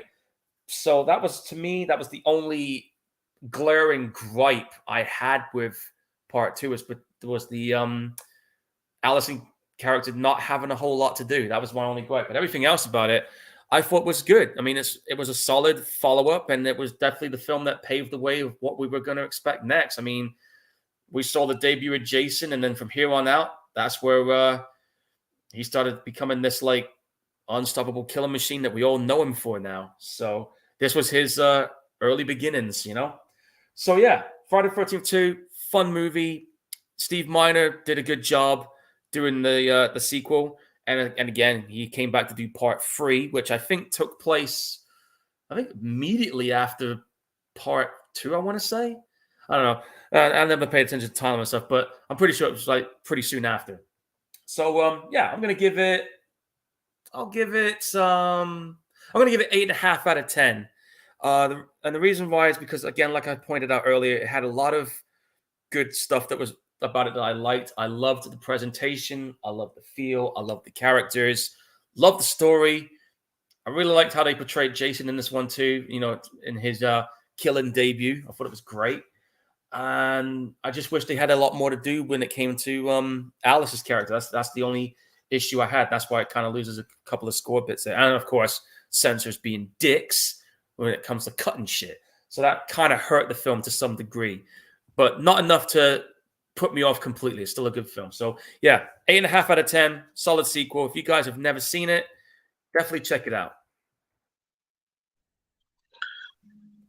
Well, for me, like I said, this is my second favorite Friday the 13th film. I believe as much as I've grown to really appreciate the first film, I just think the second film it has a better cast, better character interactions, and a better final girl.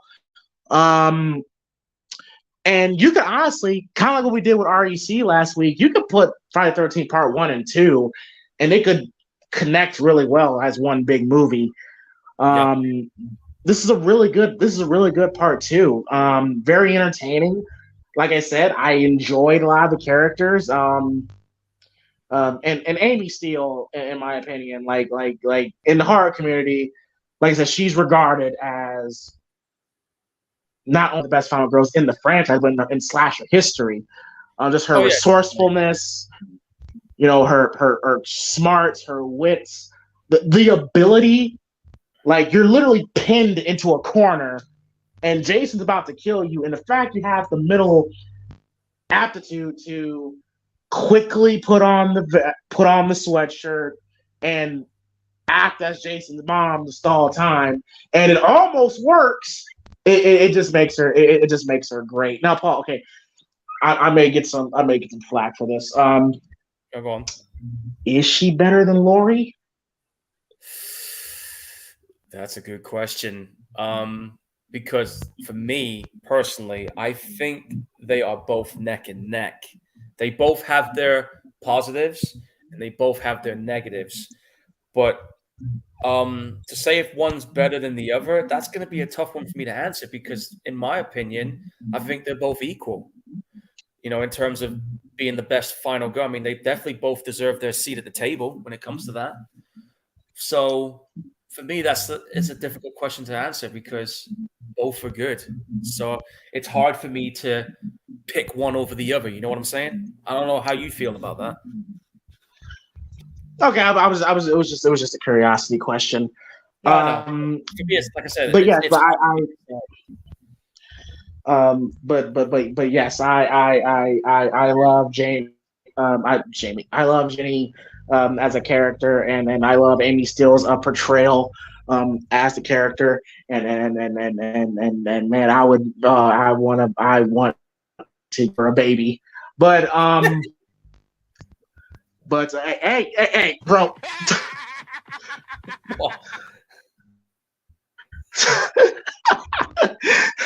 That would have been.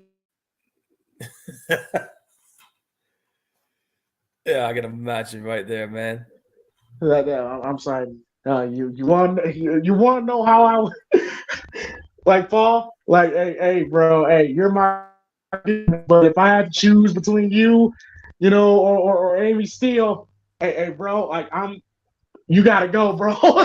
I'm not arguing this one. She's too good, man. I'm not arguing. All right. Yeah. And the whole time, you know, I'm saving Amy Steele, and Paul gonna be fighting Jason. Like, yeah, I'm fighting for my life. Something like that, yeah.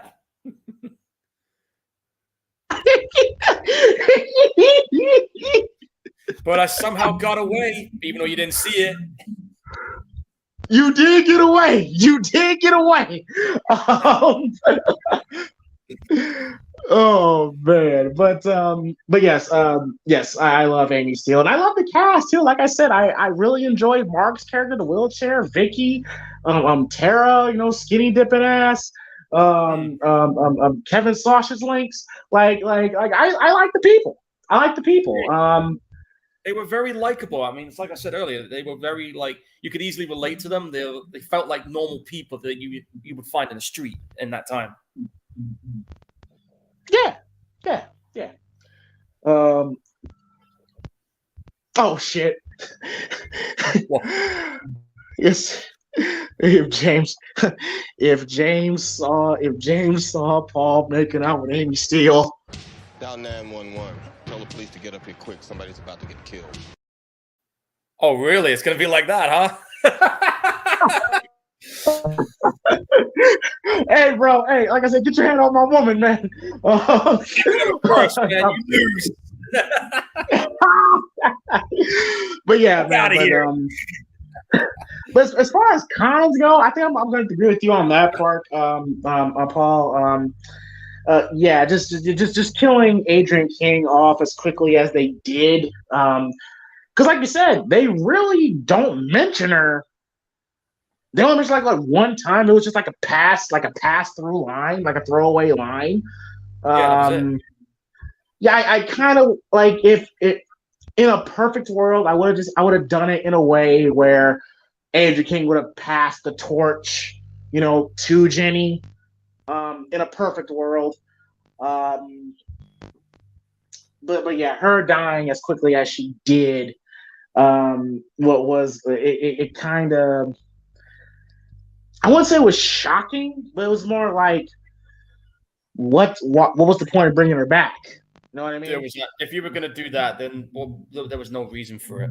Like, you could have just recapped the film like you did during her dream sequence and just start it from when we see Sausage Links and Sandra in the truck. That's just me. They could have done that, but they chose not to. Yeah.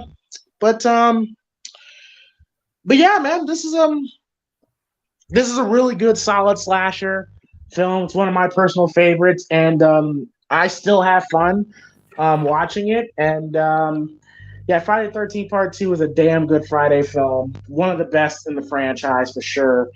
And I definitely highly recommend it. Oh, absolutely.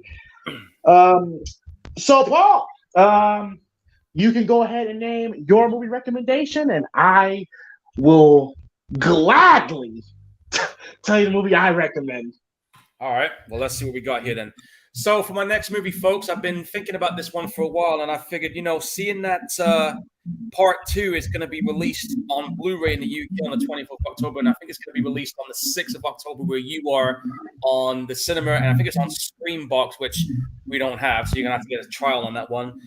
So I figured, let's watch the first movie where it all started. Now, a lot of people, I have told James this, and I will say it again, a lot of people, horror fans, have said that this character is up there with the likes of Freddy and Jason because of just what he does. Okay? So for my next pick, folks, we're going to go with Terrifier.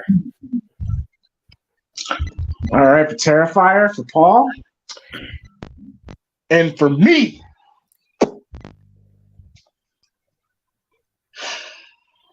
a lot of longtime subscribers know how I feel about this film. And I figured because new Halloween film, I think should be out by the time we do this. So, let's do it. The movie we're going to watch after Terrifier, Halloween 5. Oh boy, this is going to be an interesting conversation right here, folks. This is going to be Halloween 5, The Return of Michael Myers. I thought it was called The Revenge of Michael Myers. The movie's so shit, I'm thinking of a better Halloween film. Halloween 5, The Revenge of Michael Myers. Yes. Okay. Yes. And you know what? I'm going to go ahead and put this one out there because I actually do have something in mind for after James's pick. James was probably thinking, what the fuck? Yeah, here's one that I've got in mind. I've not watched this one, by the way, since August. And, one of us was gonna eventually pull the trigger on this one. So might as well be me. So after Halloween 5, folks, we're going to go with a new Predator movie, Prey. Oh, shit. One of us was going to pull the trigger, James, so it may as well have been me. I mean, all right. I've already watched it, and I can tell you, it was for me, first time watching, I thought it was pretty good. And you've seen the reviews for it from fans. Yeah, reviews can suck my dick. Okay, I'll tell you what. I'll tell you what. I'm gonna try to go into this with an open mind, but y'all, there's a great fucking chance you're gonna have 2 Gorehound episodes where I'm losing my shit. Okay, but possibility, but hopefully you might enjoy it. I'm hoping, but we'll see. Hey, sometimes hope is all you can do. Hey, I hope for the Chicago Bears make Super Bowl this year, but it ain't gonna happen, huh? But, I want the Raiders to make it too, but I don't think that's gonna happen anytime soon. They haven't won since I've been born. Oh, Jesus Christ. All right, so we got Terrifier, Halloween 5, and Prey, the new Predator film. Those are going to be the next list of movies we're going to watch. Oh,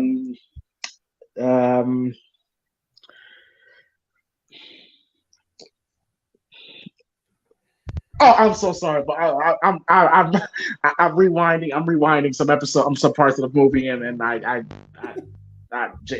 Amy Steele. Okay, where can they find you, Paul? All right, guys. If you want to see me, I'll be on Twitch. I will be streaming some video games whenever I can. I think the next video game I'm going to be streaming eventually when I get around to it. I'm gonna see if I can put my teeth back in. Damn you, Paul! I'm gonna stream Metal Hellsinger when I get the chance. Oh, Paul! Oh, Paul! There's that too. But it's going to be a pretty cool game. You all no keys, but peace. I'm sorry. Go ahead. But yeah, it's a rhythm-based first-person shooter. But one of the reasons why I want to play it is because it features a lot of cool heavy metal music, which is actually made by some of the best-known metal artists out there. I mean, you got Alyssa from Arch Enemy doing vocals on it. You got the vocalist who used to be in Flames and is currently in the Halo Effect on there. You got Randy from Lamb of God doing vocals on there. Third, System of a Down, and last but not least, Matthew Kichi-Hayfie from Trivium is doing vocal work on the music on there too. So, looking forward to trying that out. Wait a minute, Paul. I just thought of something. Yo. Next Friday, Terrifier. The Friday after next will be Halloween 5. Oh, I see what you're doing. So it's Terrifier, Prey, then Halloween 5, right?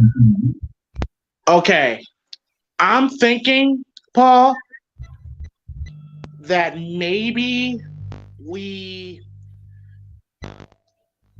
Not saying we get rid of Prey, but we just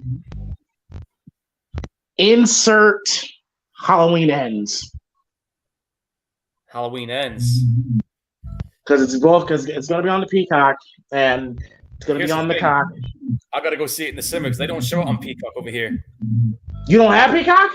No, we got Peacock, but for some reason they do things differently in the UK, right? Say like there's a certain movie, they release it, you'll get it on Peacock over there. We got to go fucking see it in the cinema. Really? Yeah. There are certain movies. Listen, there are certain movies over here where, say they make them exclusive. Orphans, for instance, right? You had it on Paramount Plus over there, right? Yeah. We got Paramount Plus over here too, but they didn't fucking show it on Paramount Plus over here. We had to go see it in the cinema. I can rent it now on Amazon Prime, but that's about a month or two after. I don't know why they do things differently between the US and the UK, but that's what they've done. Hang on. Because us Americans are fucking awesome. That's why.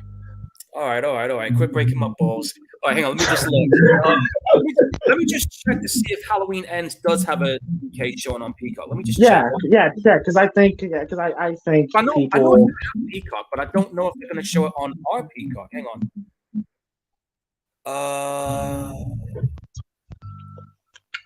Let me see. It says October 14th. Yeah. Right. Hang on. Let me see if Indie. You should be able to get it because that's a big deal. I know, but for some reason, I don't think they're gonna show it on the UK version of Peacock because I know they never did it with Halloween Kills. That was a cinema deal for us. It's fucking odd. Hang on, I'm still looking at news. I'm still looking at news. Hang on. Let me put a question on Google. Will Halloween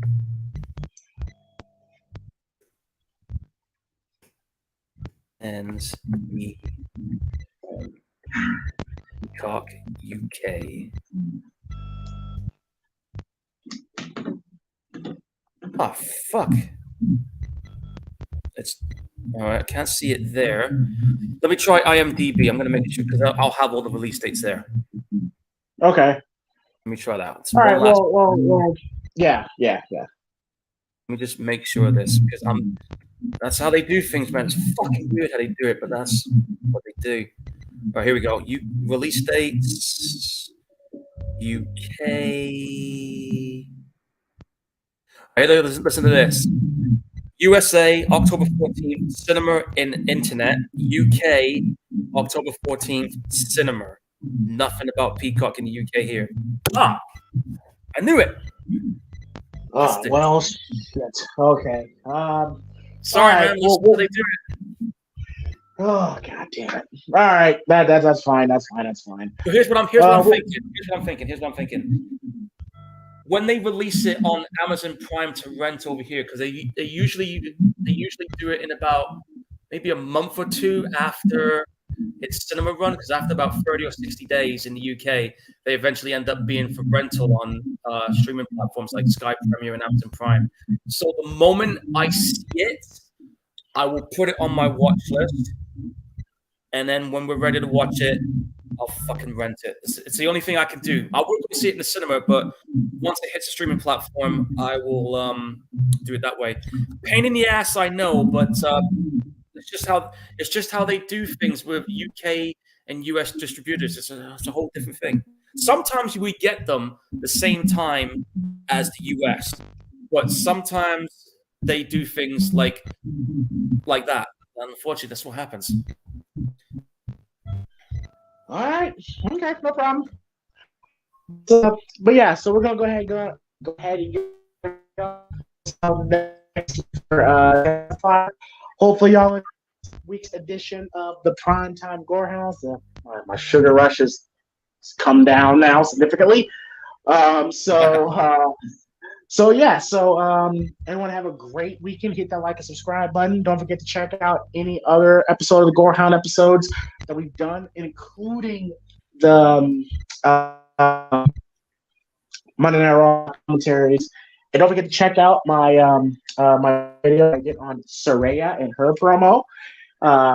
Interesting thing there. And yeah, we're gonna go ahead and get on out of here. And yeah, that's it. So everyone be safe. Have a great weekend. Hit the like and subscribe button. Donate to the Cash App, PrimePod313. And we are out. And I'm going to go find me a Jenny. Peace. Laters.